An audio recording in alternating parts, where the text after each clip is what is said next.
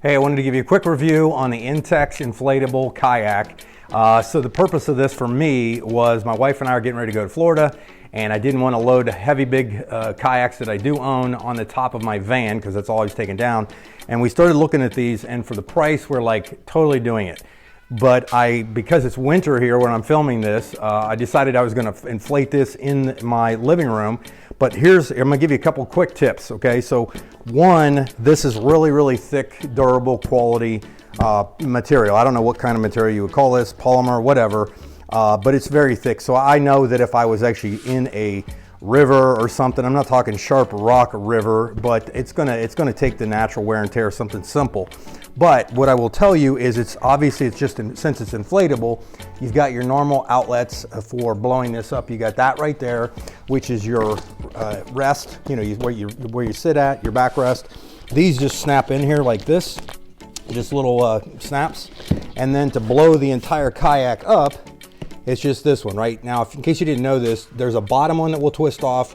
So you always want to make sure the bottom one is off if you're going to deflate it, but then you want to keep it on, and you only have to undo this one so that the air does not leak out while you're inflating it. Now, here's my tip for you real quick, or a couple tips. One is, comes in a little carry bag. Everything here that you see, including this paddle, which is just, you just depress these and they will come apart.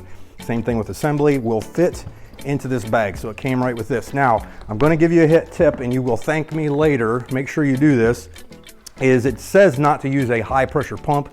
That's not what this is. This is basically a pump you would, put some pool stuff together with, right? It's very simple, and it just plugs like a normal plug into something because it's going to take you a much shorter time to do it. Now, this put enough in this air. We timed it. It took me 3 minutes to inflate it as is. Now, it does come with the pump.